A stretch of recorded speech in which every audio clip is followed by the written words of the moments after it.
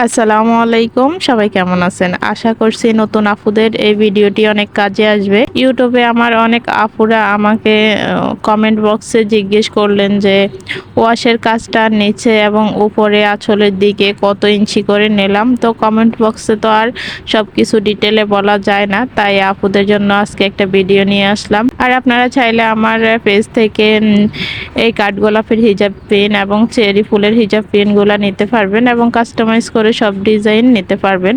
আর আমাদের রংগুলো কিন্তু খুবই সফট, কাজ করলে কোনো কাজ শক্ত হয়ে থাকবে না। বিশেষ আর এখানে আমি প্রথমে আঁচল থেকে মাপ নিচ্ছি যে আঁচলের অংশে কতটুকু নিলাম আমি।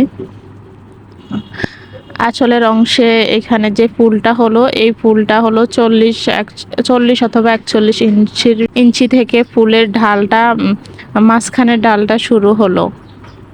আর টোটালে আমি আঁচলের দিকে ওয়াশ করলাম 78 ইঞ্চি। আপনাদেরকে মেপে আমি অবশ্যই দেখাচ্ছি টেপ দিয়ে, যেন আপনাদের বুঝতে সুবিধা হয়। নতুন আপুদের জন্য আর কি এটা একদমই গুরুত্বপূর্ণ, কারণ আমিও যখন কাজ করলাম তখন আমিও অনেক অনেক কনফিউজ ছিলাম যে কাজটা কিভাবে করব, কত ইঞ্চি হবে, ফুলগুলো ঠিক মতো হবে কিনা। আর এই তো এখানে ওয়াশ, এই যে সাইডে আঁচলের সাইডে এবং কুচির অংশে যে ওয়াশ যতটুকু আমি করলাম মোট 16.5 ইঞ্চি। আপনারা চাইলে 16.5 ইঞ্চি, 17 ইঞ্চি, 16 ইঞ্চি এভাবে নিতে পারবেন। আর আঁচলে যে দুইটা ফুল হলো, ওই আঁচলের ফুলটা আমি ডালটা শুরু করলাম, নিচ থেকে ডালটা শুরু করলাম 4 ইঞ্চি থেকে। এরপর আঁচলে আঁচলে যে ওয়াশটা করলাম, আঁচলের নিচের অংশেতে 32 ইঞ্চি পর্যন্ত আমি ওয়াশটা করলাম। আপনারা দেখেই বুঝে নিন।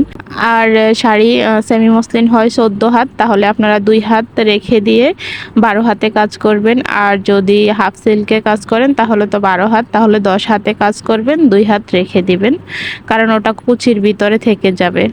যদি বুঝতে না পারেন তাহলে অবশ্যই কমেন্ট বক্সে কমেন্ট করবেন, আমি আবারও বুঝিয়ে দেওয়ার চেষ্টা করব। আজকে এতটুকুই। সবাই ভালো থাকবেন। আল্লাহ হাফেজ।